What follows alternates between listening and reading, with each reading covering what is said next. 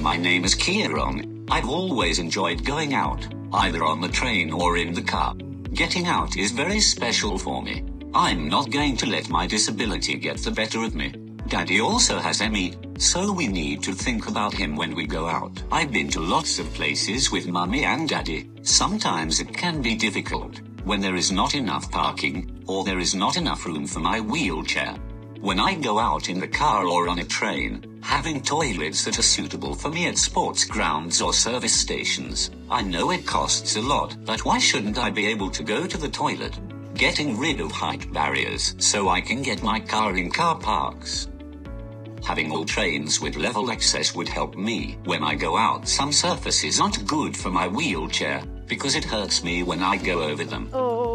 I get very cross when there is no changing places toilet for me, or when I get there and it's not working. It's also a problem when there aren't ramps, or a lift as I can't get where I'm going. I get very cross when people don't try and help me, and talk down to me. I wish they'd treat me like a 25-year-old. Food places have got a place for the wheelchair.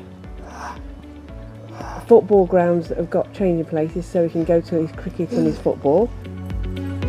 It's so special for us to be able to get out and go out with places with Kieron. Seeing him being able to just be active, getting out there and doing stuff. Yeah, there are things you get a bit frustrated about, upset about. I'll never be able to have a kick about with Kieron, and I get upset when I see people having a kick around with their dad or their daughter, whatever else. But then I think of all the great stuff we've done, being able to get out and let Kieron enjoy life to the fullest that he can. When we're planning a trip out, there's so much we have to think about. It's not just, oh, we're going to football, yeah, that's great, where is it?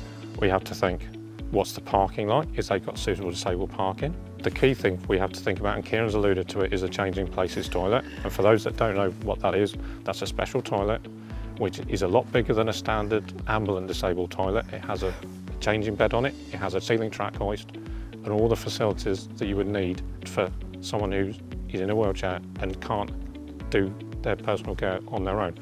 So that's something we have to look at every time we go out. That's the first thing we have to look at. And if there isn't something like that nearby, sadly that particular day out doesn't happen. When you're planning projects, just think about your surfaces in terms of access, think about your door widths, think about your corridor widths. So this isn't actually bad for Kieron to go on because it's quite gentle. It's a nice pleasant environment to walk, and you don't have to be coming shopping, you can just enjoy a nice walk. You're not going to change the world overnight, but it is the 21st century now, and things I think need to pick up a bit in terms of thinking about just being a bit more conscious about surfaces, because it might be all right having shale or gravel surfaces for drainage and stuff, which I get all that, but you've got to think about the people who might want to use them. Hold tight, Kieron, eh? Sorry, mate. So pushing Kieron on gravelly surfaces, shaly surfaces can actually be incredibly difficult. So not only are you having to go up and round the wheelie bin and past the post. There's lack of knowledge of staff when you're out and about, but when you're planning to go out. You have disabled parking spaces along the side of the road. There's no drop curb. So that parking space there, we need to park right at the end to get the ramp out. And you get cars parking behind you, and you have to go up a curb which isn't a proper curb. There will be places where you want to keep certain activities out. So you don't want quad bikes charging around all the place. You don't want motorbikes charging around the place. So you might put an A-frame gate on, but just think about the implication of that in terms of being able to get a wheelchair through or a double buggy through. Staff education. If you're an organisation that provides a service and things like that, make the information for those who are less able or who may have limitations, make that information easily accessible. Make it one of your main tabs on your website, make it very clear in your actual venues and stuff. This is who's your contact, this is what facilities we've got and how you can access it. And if you say you've got something, make sure what you're saying, what you've got is actually accurate. So you've got the example here of the A-frame boards and A-boards and everything, which the positions, they can be awkward. If you're gonna have an A-frame board, just think where you're putting it.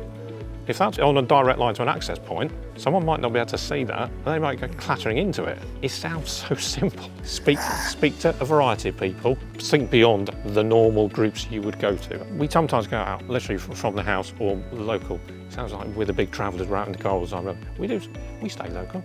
But some of the problems we have when walking around just locally are inconsiderate parking. But you try to squeeze a wheelchair through. So to go down that one and across. drop curbs, you can have proper drop curbs, which have got at the ends, but there are curbs. Sometimes you get to ends of a path and you've still got a couple of inches or an inch or so of curb. Taking Kieron over that, you either have to push it, literally try and push his wheelchair up a bit to get the angle, don't we? Which hurts.